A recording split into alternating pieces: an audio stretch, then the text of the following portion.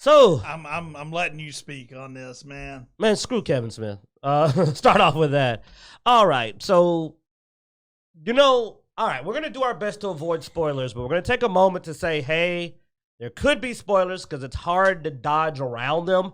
Not because we want to have spoilers, but it has to deal with the big issue and why Kevin Smith is unpopular with a lot of people right now. So spoiler warnings, spoiler warnings, spoiler warnings.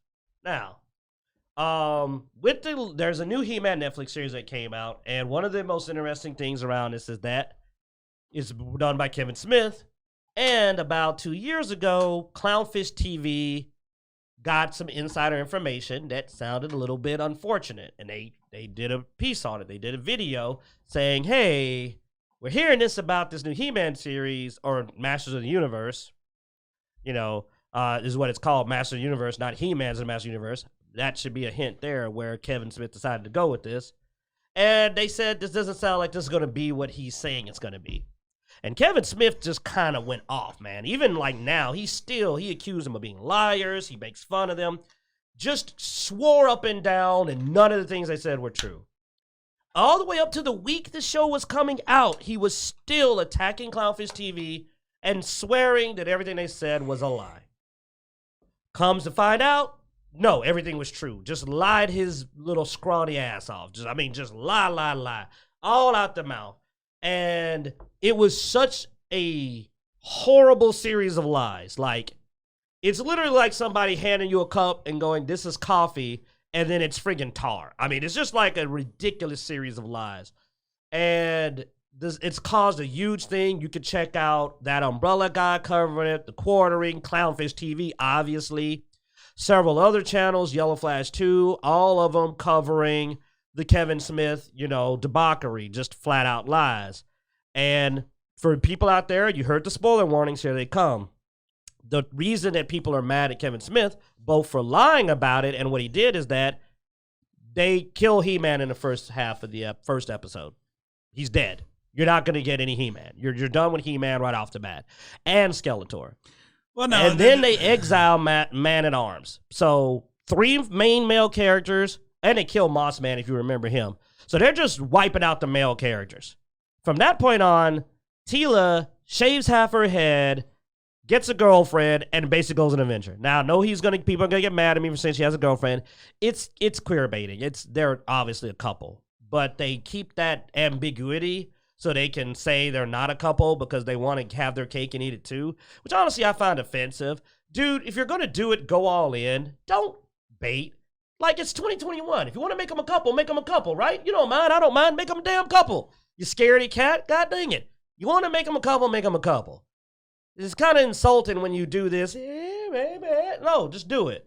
But her, Evil Lynn, and her friend, partner, significant other, basically go on an adventure to save the world and spend most of the time complaining about men. So the series is about Teela, which is one of the things Clownfish TV said they heard. The series is about Teela, that He-Man's not the focus of the story, and that he's barely going to be in it, which is all true.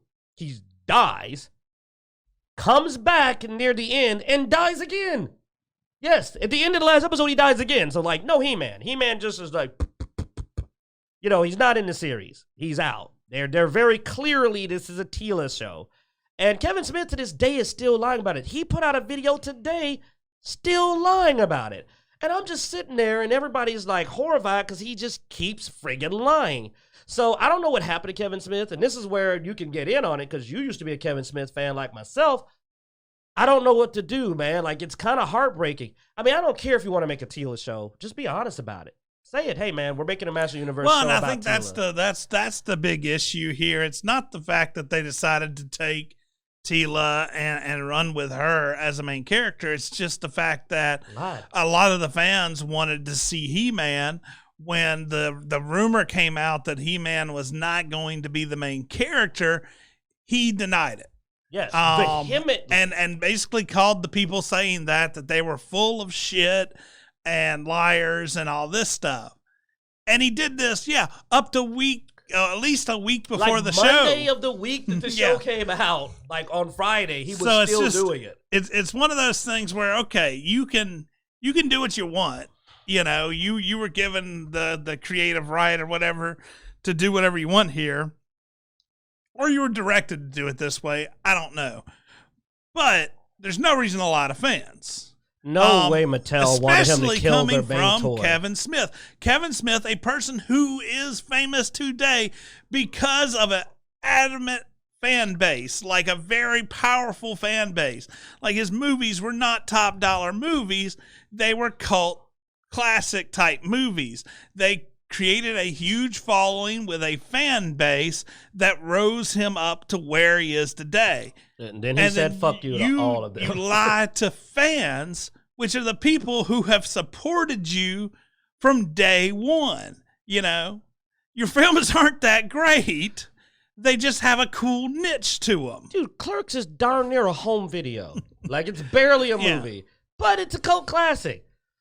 But it's not good acting or anything. It's just, it fits the fan style. It got fans into it. It was the fact of also some unknown person actually pulling together, pulling resources, doing everything they can, and pretty much betting their career on one film, you know, and people going, you know, let's help them make this bet worth it, you know. He sold us out to Hollywood, man.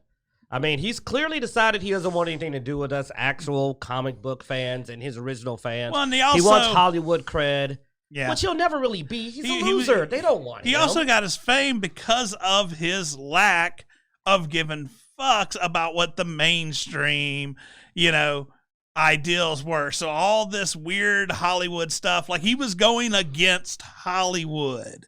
Now he's just falling right in line, like the little. One of his movies has a donkey show in it. Like, I mean, he didn't give a crap about what was offensive at one point in his career, but now he's gone full glam rock Hollywood. And the sad part is, he'll never be Hollywood. He's not one of them.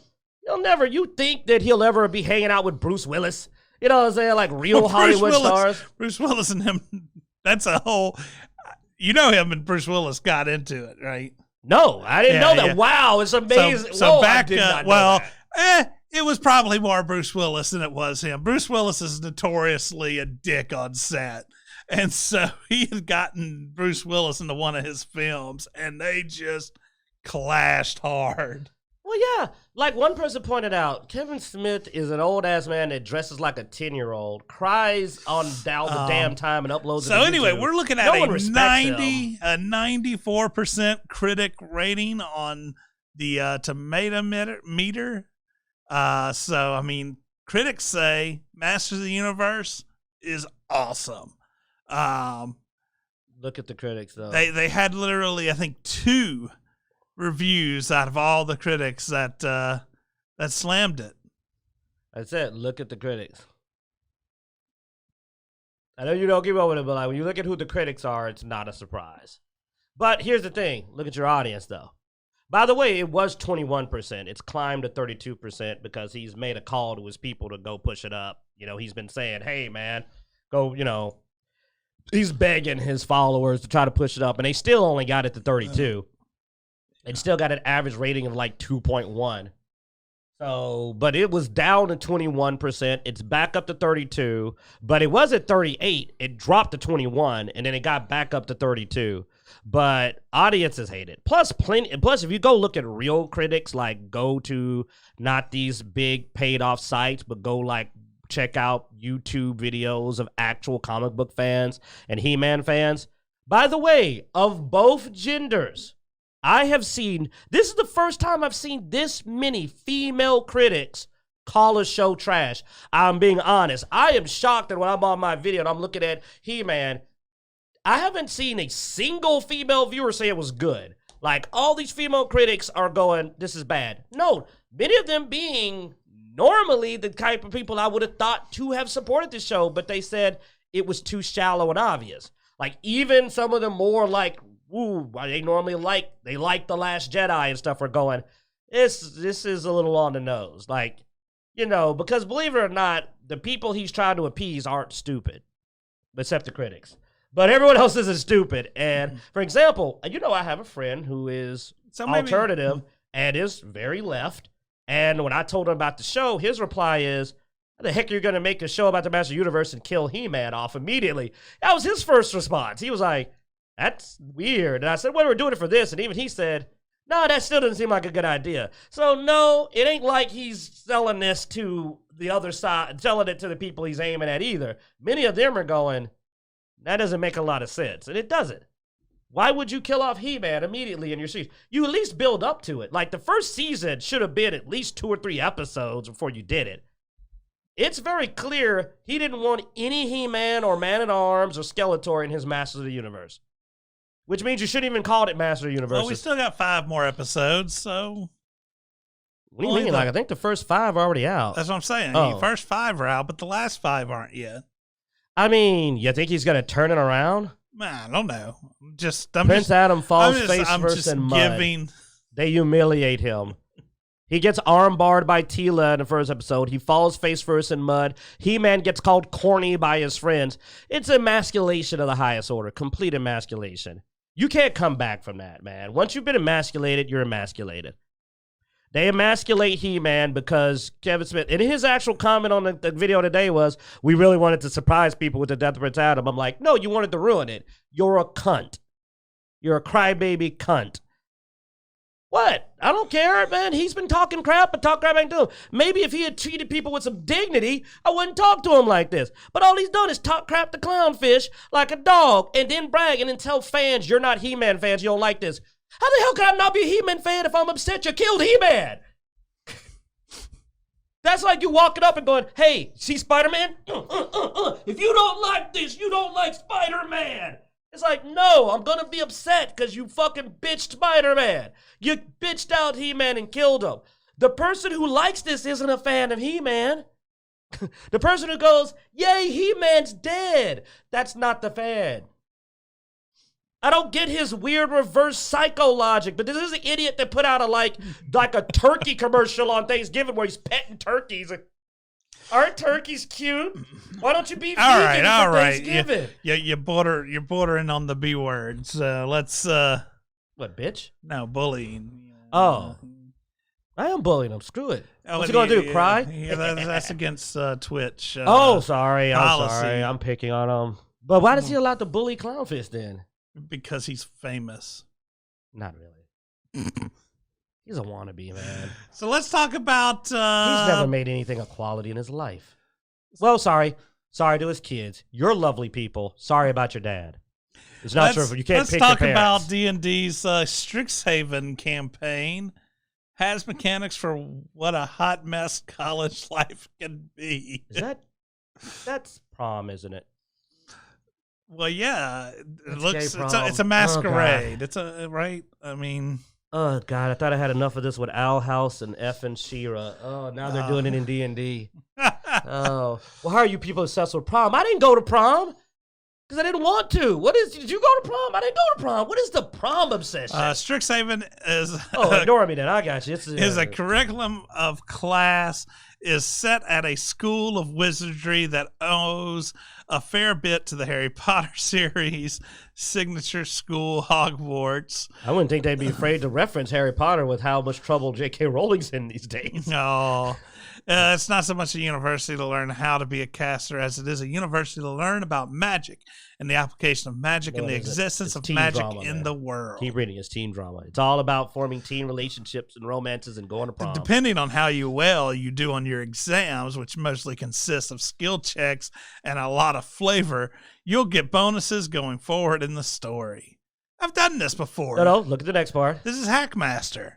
The book also contains rules for building up relationships with other students. Oh, never mind, not Hackmaster. Which affects the narrative, but also mechanically impacts the game. There are personality profiles for 18 NPCs spread out so that you can have different relationship encounters with. Yay! Oh, it's D&D, the dating sim. There's better systems for that. Well, no, like World of Darkness, dude. I'm going to be honest. You want to play a social game and do some modern style content? World of Darkness is better for this. I mean, I'm being blunt. It's World of Darkness is a better place to go. D&D doesn't really have a good rule system for replicating a broad range of skills and capabilities. It's a poor system, especially 5e. It's not a really good system for this kind of play. But, but I guess it's, but I mean, but I will admit that D&D didn't have prom, so they got it in there now. Now there's D&D prom. I mean, some of the stuff doesn't sound bad, I will say. As far as the... you're getting bonus with skill checks early in the game as you're going through the university. I've always thought that was a neat concept. Like, it was done during character creation with like Hackmaster, where you actually rolled and you could get some extra bonuses depending on how well you rolled as you were going through your certifications or learning your class, stuff like that. Yeah, the background generator, which I thought was really neat. Palladium's pretty good at that too. Yeah. Palladium has the best skill system, I'll admit. For having a detailed skill system, it is good. So that implementation could actually be fun. That's not what I saw in that cover, though. Is that what that cover I know there's a lot more weird flavor, and they're trying to do some, they're introducing a lot of current cultural influences. Good. I like that. I had to see how he was going to word it. I was like, let's see. I like that I saw him on a minefield going, I wish I was Clint because he wouldn't care, but he's trying to navigate. I would have just face dropped onto a mine. Game problem. Just boom, just face first and just get in trouble. I mean, it's not a problem that they're putting it in there. It's just, you don't need a book for that, people. Just make your own game. Like, I'm kind of like, I mean, your game is what you want it to be.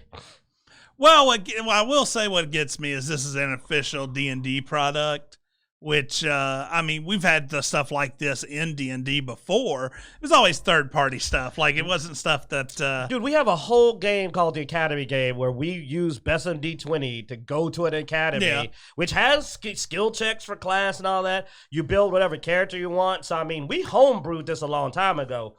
Build with, I want to be very important, a wide range of characters of many diverse styles, opinions, everything, because we used anime, and unlike what people will admit, anime is very inclusive. Yeah. And like, we had that. No, I will admit the one thing we never did was prom.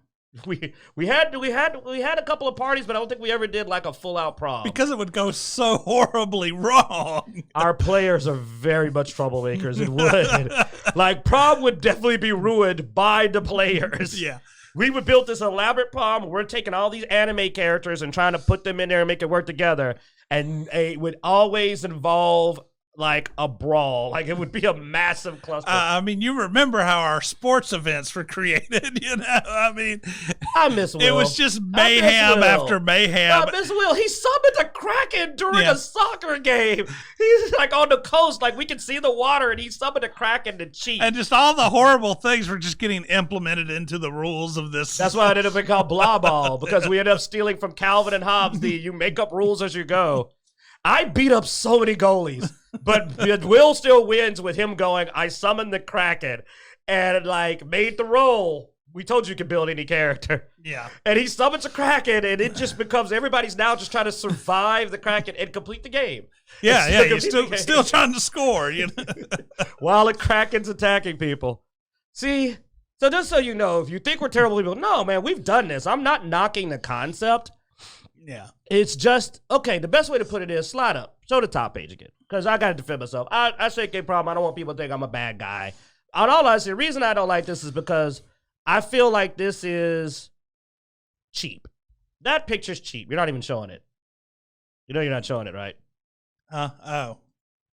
I feel this is cheap. Because it's like, it goes back to like what we said about queerbaiting. It's like, that's not what it's about. You read the rules. Either go all in or don't. I don't like half-assed. It's like, it's an academy game. You make it look like it's a certain thing. Do you see there's the women dancing together and the men dancing together? But that's not what it's probably even about. I bet you open that book, you don't even see it. Well, it's just baiting. Not even like it's the real cover. Look at these other covers. So it's like, man, stop playing with people's feelings. Now, I will say, I mean, if a group comes together and wants to do this, that's the joy of role playing and tabletop. For years. Yeah, you just do it. Dude, you don't our boy Bloodaxe played Samus Aran, was a lesbian, had a girlfriend in the whole game. Like, we've had all this stuff. Yeah. It's like, No one's ever said you couldn't do this. So D&D trying to act like it's doing something special, especially because it's your game. You can do this anyway. I was about to say, that's they don't need their permission. The joy of tabletop is there was never an agenda that needed to be added into the rule sets. It's whatever you want it. You could do whatever you want. Yeah. Nobody. I've never heard anybody tell you can't do that. Never seen that happen. I mean, one of my favorite characters, Mortis, is a Bishonen who's known for being very ambiguous, and it's fun that people never really knew what he was into because he flirted with men and women equally. Like, that was one of my oldest characters, is because I watched a lot of anime. I saw this ambiguous character, and I said, I'm a charisma caster, and I made the character very bi, just not flirted across the board, because I looked at it and said, that's the way the character would be. He doesn't really care about that stuff. You know what I'm saying? It's like people played what they wanted. No, dude, we've had male players that enjoy playing female characters. We've had female characters that enjoy playing male characters. Yeah. So, I mean... Mishoku. Yeah, we know plenty of people that do stuff across the board. And the reason that's why I looked at Noid is because I was like, man, stop trying to send out flags. It's like D&D's never been an innately homophobic game or anything, or transphobic or any of that. You know what I'm saying? I mean, hell, the changeling race can always switch their gender. It specifically was a race in Eberron that could swap back and forth across genders. One of our friends, Kitsune, loves playing changelings and did that frequently. It's like they're acting like there's these negative aspects in the game, which is me segueing your next subject. They're seeing ghosts of issues that weren't there, pretending that there's problems that didn't exist, and ignoring that that this was always an open game. And then they turn around and go super racist and insult the hell out of me and just hurt my feelings over and over. Yeah, and I know this one hurts you pretty big, but... I was a big R.A. Salvatore fan and a Drizzt fan. And to be told that Drizzt's a POC just because he's got dark skin... POC to me is the most insulting term out there. So basically, what this is boiled down to is basically they're saying that the Drow as a whole is racist due to it being a racist fantasy trope for a darker skinned race, and saying that they're being evil in general. Being that the Drow are usually considered almost innately evil as a race, and so now that is that has become they refer to Drizzt as a POC, and I hate that term because is there anything more dehumanizing to degenerate somebody to a color? To literally look at somebody and say all you are is a color. You're not a person. You don't have a culture. You don't have a history. You're just a color. You look at a character, see brown or black, and go, that's this people. Which a lot of people... Even though they literally are a theocratic matriarchy of spider worshippers, which I don't know any real-world fucking culture that applies to at all. I'm like, when I look at the Drow, I think, who do they remind you of? Oh, I know what they remind you of. They remind you of people of colors because they have dark skin, because that's all you see. You just see skin color. Yeah, a lot of people have been pointing to the original art for the Crystal Shard, in which Drizzt is brown or, black. And later, he was changed more to that purple black or dusky gray black that was more commonly known when you think of Drow now. But apparently originally they had done them with brown skin. But no, person did a cover because the Drow never were brown. They always were supposed to be gray-black. I always saw that as just a badly drawn cover. Because I've also seen freaking Wolfgar drawn with a beard, without a beard. You know what I'm saying? I've seen Wolfgar actually drawn with darker skin. They've all been all over the place. I mean, heck, look there. Brunar doesn't seem to have the right helmet on. I mean, he's supposed to have the helmet with the one horn and the one broken off. So it's like, you can't look at one cover and go, plus, look what they're doing, though. They looked at this character and said, black people. Because you know why? They saw brown. And that's all they see. They don't look at the whole fact that he's wearing that crap. And not even human. No, we're not human to them. That's the problem. Because they tried to say I was a damn orc before. Damn pig man with tusks and shit and green skin. Now they're looking at a pitch black ass elf with white hair that worships spiders, and they're saying that's me too. I'm like, do you really think I'm just a skin color? You can't see anything. When you look at me, am I just a blob of brown? That's apparently what Salvador and the rest of them see. They just see a blob of color and go, that's the same as this. And it's like, I have nothing in common. No black person has anything in common with any drow. Now ever. Here they say making races like orcs and dark elves. See, there's the orcs. Yeah. There's the orcs. Inherently evil does two things. First, it presents a world in which good and evil are so simplistic that an entire culture, race, or species can be inherently evil. If someone were to transpose that way of thinking onto cultures or races today, it could lead to the worst sort of prejudice. I'm about to shoot this down. Okay. Do it, man. It's time to educate you motherfuckers. Okay. Do you want to know why the drow are evil? It's not because they're brown, you racist sons of bitches. It's because they're a theocracy. It's the culture that makes them evil. You know how we know? Because Drizzt fucking Doerden literally abandoned his culture. They have drow that weren't raised in his culture that aren't evil. There's a whole goddess that has a whole group of drow that are good aligned because they weren't raised worshiping a psycho spider god. It's a well-known fact that if you read Farum, the wizard from the Silence of Loth, talks about it. They are a culture. The culture is evil because they are a theocracy that worships a chaotic, evil goddess.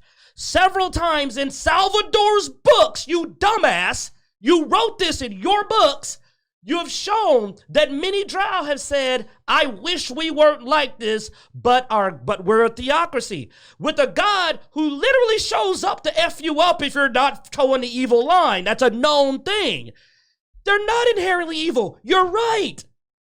But that's already in the story. But you people don't know that because you just looked at them and saw dark skin and said, they're evil because they're dark skinned. Because you're racist. You didn't read anything. You didn't study it. They are a theocracy that has an evil culture with evil traditions passed down from their goddess. That's why. Do you know there's other drow cities that aren't as evil? You don't know that because you don't read the damn books. You don't know there's a city where like they don't worship Loth, if I remember, and they're not as evil because they don't worship Loth. Because Loth, the evil spider goddess, is what, because their society is ran by essentially psycho cultists. It's in there. Several of the priestesses, you see stories where they talk about when they became evil, when they kind of get indoctrinated. They're indoctrinated by an evil religion. So, no, they're not inherently evil.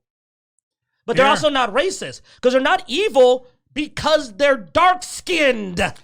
They're evil because of the society, as are orcs. How many stories when you play a half-orc or an orc in a game, it goes, well, you're not evil because you weren't raised worshiping Grumsh, who's a psycho warmonger. Here they're basically saying that's a new concept. The new website launched by Wizards in May expands the drow into 3 different factions. What fans previously understand to be the only drow in the Forgotten Realms. It was in the books. Evil elves living in the underground city of Menzoberranzan still exist. Those Uda drow are clarified with additional detail revealed across the course of Salvatore's novels. They are elves who became tainted by the demon Lilith's insidious teachings. The Evan drow, on the other hand, live in the frozen north. They rejected Lilith, thereby remaining true to their innate They don't have an innate integrity. It's called, now they're trying to act like they're innately, of course, because they're dark-skinned, so they have to be innately good. Anyway. Meanwhile, the jungle-dwelling Lauren drow draw their wisdom from the environment, the generosity of earth, the mastery of sky, and for complex harmony of the forest. There literally is, the good goddess is named Elistre. She's a chaotic good goddess who forsook the evil ways of Loth and our entire female-centric religion of good aligned drow. It was already there. This is not a new concept. It's a known fact that drow that aren't a part of the Loth religion are like everyone else. Now, they're also not innately good. That's just you trying to suck us off, get off our dicks. Well, no, they're innately integrity. No one has innate integrity. People are people. Treat people like people. Please treat us like human beings that have a variety of personalities. Can I ask you to look at me and see me as a person, not a POC, but an actual human person? Stop going with this innate. Because you want to know what? It's racist to say they innately have any particular sentiment. Because you're basically implying that their integrity comes from their skin color. That's what you're doing. Stop it. That's the same thing. Saying a race is innately good is just as racist as saying they're innately evil. It's culture, how you were raised, what you were taught, colors your personality, especially in a fantasy setting where gods are real. So it kind of have a big impact when they go, hey, we do this because love told us. There she is walking down the damn road. Yeah, you don't have to guess. It ain't like in our world. It's like you can freaking see your goddess. She shows up at the damn church and goes. So like, yeah, it's going to have a cultural impact. Yeah. All I'm asking is please write more in depth than to go skin color determines there is alignment. Yeah, there is some good news. Now, R.A. Salvatore says that his next book, Starlight Enclave, which comes out August 3rd, will basically expound more on these other drow, and that it was not going to be any of any kind of rewriting or retconning any of the history of the previous books. They're just expounding upon what's there. But it's just trying to get approval, because you already did this, Salvatore. You had this in your books. Jarlaxle got away from Mesmerendon and started changing his ways because you repeatedly have shown that many drow don't want to be evil. You were already doing that. These people, but now you're just trying to throw some more and go like, hey guys, I'm getting more woke. And it's like, you don't have to be woke. No, dude. You never were not woke. I remember back in, probably early 2000 or so, we actually had a group of that were playing drow, and their whole backstory was the legend of Drizzt, basically, that helped them pull away from... What's the main lesson of the Drizzt novels? It's literally don't judge somebody by their appearance, judge them by their nature. Salvatore, you want to know why I like Drizzt? We're going to get real. Because as a young black man, it really appealed to me that there was a story about a character who was not what people assumed him to be by looking at him. The entire story of Drizzt is a story about a person trying to fight against predetermined opinions based on him because of his appearance. It's a beautiful story. It was inspiring. It was a struggle, and I love that story. Do not cheapen it by going back, because if you say that drow just aren't evil, then it kind of takes the whole point out of his story away. Because if there's entire societies of non-evil drow, why did Drizzt get treated like that? You're cheapening the story you told. You taught a lesson to young people not to judge a person by their appearance or their cultural background, because they might even come from a questionable culture and be different. You did that. You taught that to me as a boy. You taught that to hundreds and thousands of children. Don't cheapen it. Don't cheapen it. People want to find out what this is about. Tell them to go read the original books. It's a better story. Why do they do this to these things? You told this story. Now you're acting like you didn't. And it's just terrible, man. They ruin everything good. Kevin Smith ruined it, had to go and say, well, Batman and Superman are ruined. Let's go get He-Man. And then R.A. Salvatore went, I'm sorry for my racist depiction of drow. I will now write a book that shows that the drow are decent people. You mean the Drizzt books? No, another one for now that's more obvious and poorly written, because clearly you're too stupid to have got the points of the original books. Because I don't actually think you're intelligent. Please like me and don't counsel me for that thing that happened with my intern. I don't know. Because at this point, I think they're all just got some damn skeletons in their closet and they're scared it's gonna come out. All right, well we're gonna wrap it up there, guys. Let us know in the comments what you think about Drizzt. And I mean, you heard his side of it. You heard my side of it. What do you think? Also, you can check us out across the web. Go to Dicejunkies.com where you can see links everywhere we are online: Twitter, Twitch, Instagram, Facebook, YouTube, all that good stuff. If you're watching this on YouTube, be sure to like, subscribe, hit that notification bell as we continue to add content throughout the week. And yeah, thanks for watching, guys. And as every week, we hope you enjoy.